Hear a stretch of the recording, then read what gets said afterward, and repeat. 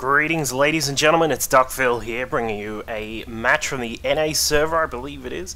This is going to be from a replay pack of a Protoss player who has been around for quite a while, and while you may not be totally familiar with his name, he certainly has done his best competing at MLG for quite a while now. Up in the top right-hand side in the blue is our Protoss player is Future. You may have seen him. He's previously been in a couple of different teams, Flow and VT and Rain, and has even gone as far back into the Brood War era. I believe he was in Clan Light, which is of course one of the prestigious clans over in the foreign scene for StarCraft Brood War, and he's been around, as I said, for quite a while, obviously being in that team. So I found out today, I tell you what, his birthday is 16 days before mine. He's 16 days older than me. That's pretty crazy. But anyway, so yeah, he's a really good Protoss player who can do some interesting things, of course, very crazy things from time to time. But here is Brent down at the bottom right-hand side, our Red Terran here.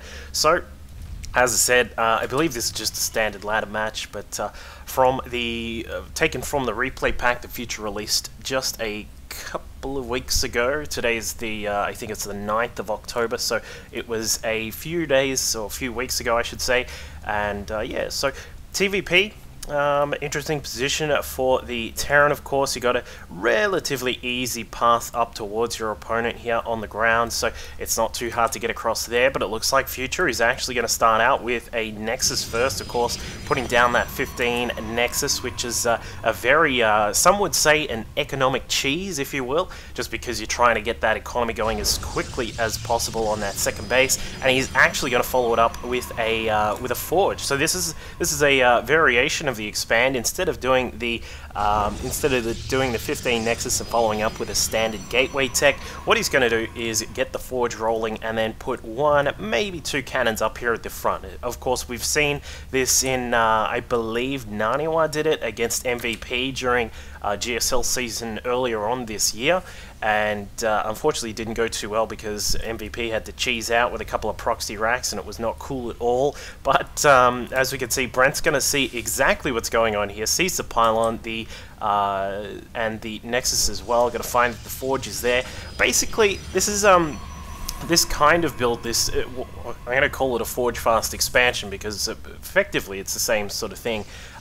This one's a really nice way to play. It means that you have a cannon up a little bit quicker, which can be a bit better than some of the other standard sort of defensive postures you can take as a Protoss when you are trying to get this fast expansion going. So basically, because when you're facing up against a good player, and both these guys, I believe, I think Future is GM Protoss, I can't remember exactly, but essentially, when you're playing against someone and a Terran player who grabs a few Marines out, obviously a standard way to try and counteract this fast expansion from Protoss is to send across a few Marines, maybe get a bunker up. If you only have a Zealot out, maybe two, maybe a Sentry as well, it can be difficult to deal with a few Marines. So a cannon can certainly help with that, and as Future has finally found out where his opponent is, he's gonna probably assume that the fast expansion from the Terran is a good sort of a standard way to follow up once you see that the Protoss is taking his fast expansion too. And now, as we can see with the SCV dead, it was just saw the remnants of that on the ground there. Future's just going to follow the rest of this build up as you would as a standard way you would, which is obviously to get the Cybernetics core as quickly as possible to pick up the Warp Gate tech. And wow, he's going to grab 3 cannons here. I suppose you could say it's a good way to do it considering he doesn't have any units out. The only army supply he's got is invested in 1 Sentry that is just being created right now. So he's going to be he's going to make sure that he's very well defended here with 3 cannons, of course, a backup pylon there as well. Meanwhile, for Brent down here, he's got the bunker, a couple of Marines are out as well, triple racks with Stim being researched as well. So he's looks as if he's just going to try and get back to the similar sort of economic footing, and as we can see, can be a little bit difficult for a Terran to do that. Obviously, you do have mules, which really help in boosting the mineral income, but when you've got a Protoss that's blasted ahead up to 36 probes already, obviously the double Chrono Boost and the double Nexus giving him the ability to get a whole heap of those probes out.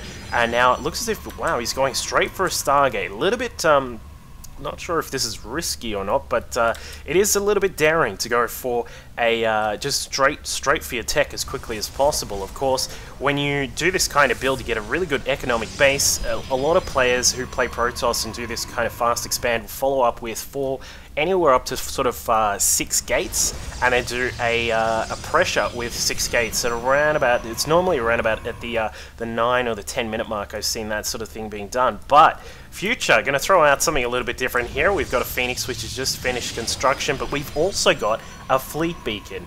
Now, I'm sure a lot of people would have seen the video of White Rag doing a mothership rush against, I think it was against Cast on Ohana. If you haven't, go and look up that one on YouTube. It was a very funny game. But this may be what Future is going to get up to here, something similar. And of course, with 2 bases, White Rag only did it off 1 base. It was 4 gates and a mothership recall into the main to try and bypass the initial defenses. But obviously, this is going to be a little bit more difficult to do. You can't actually sneak past this position here, as far as I know. As we can see, some of these Phoenix doing some damage here, almost getting taken down.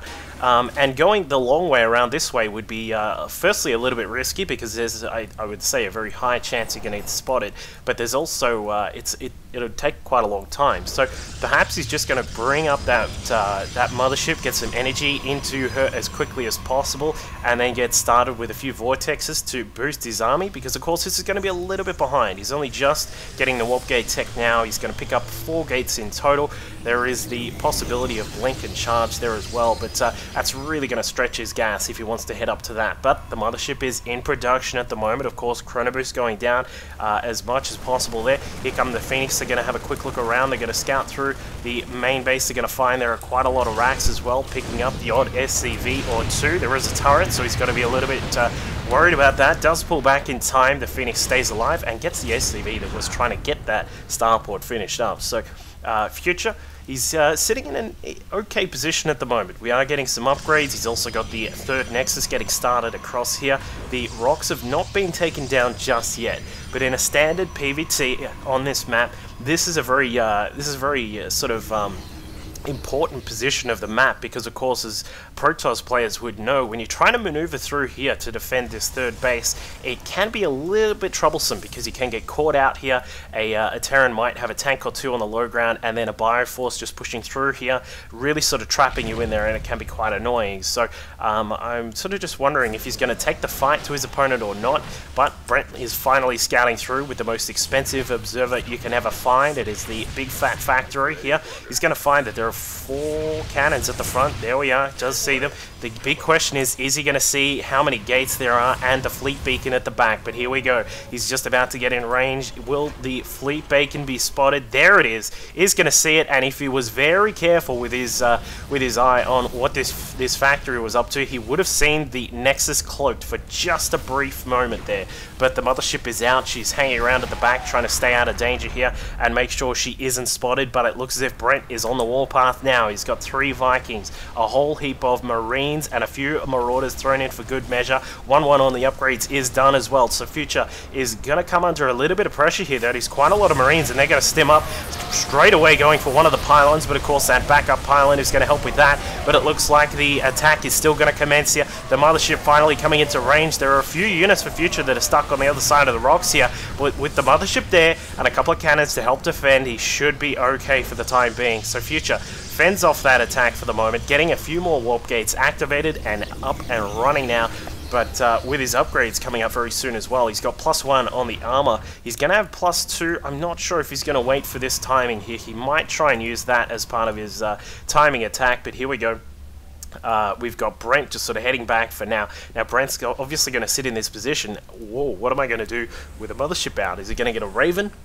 I think so. I think he may do that. Is there a second starport? Yes, there is. So we are going to have double Viking production and maybe a Raven very soon, just to make sure he's got detection against that mothership. Also, of course, a point defense drone is amazingly useful against stalkers. So it'll sort of be very interesting composition here for Brent. Of course, you rarely see a Raven out this early in the game for a PvT, but he is going to have to get that out very soon. So he has established his third base as well. We'll probably see this switch into a planetary. There it is. There's also a random racks being constructed over here as well. But perhaps a few more turrets would be quite nice, just to make sure that he's got detection all through the base. But he does have one back here. The Phoenix, I think he lost most of the Phoenix, did a Future, but now looking to establish a fourth base as well. Storm Tech is on the way. That is around about 2/3 done. +2 to armor, sorry, is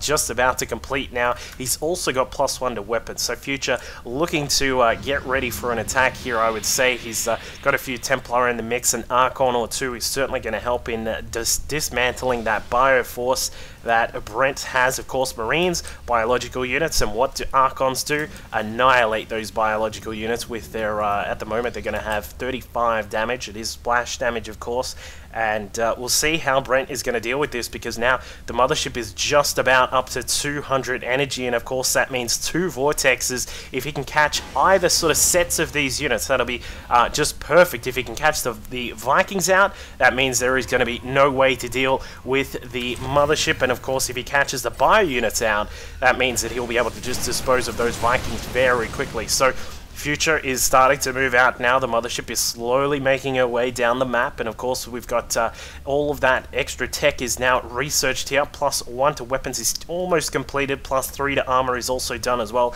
But the big key here is Storm. But here goes the Guardian Shield going up here. The mothership trying to stay in range. There's going to be a couple of interesting storms is going to decide this battle, but here we go, right on top of everything there. Beautiful Storm at #1 and #2 as well, just blasting down all of those bio units, catching all the Vikings in a vortex. And there is a second one. No, there's not actually. I'm not sure where the rest of that energy went, but Brent is certainly not happy with that game. Unfortunately, deciding that he's just going to have to leave the game. As long as he can make units, he can do anything. He says that is how Protoss works. But very interesting, as I said, very interesting strat from Future, bringing out the very quick mothership there after a very fast expansion, and was easily able to take care of his opponent. So great job there from him. Unfortunately for Brent, not able to take this one, but hope you enjoyed that very interesting little game from Future, and I'll catch you all next time. Cheers.